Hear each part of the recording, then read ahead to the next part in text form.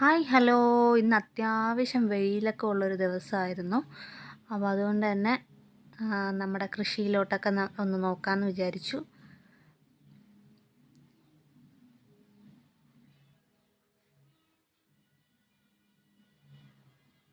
കത്തിരിക്കയാണ് കേട്ടോ, ആദ്യത്തെ കത്തിരിക്കയാണ്. അപ്പോൾ ഞാൻ തക്കാളി തൈകളൊക്കെ നടുന്ന വീഡിയോ ഇട്ടിട്ടുണ്ടായിരുന്നു. അപ്പോൾ അതൊക്കെ ഇപ്പം എന്തായി എന്നുള്ളത് കാണിച്ചു തരാം.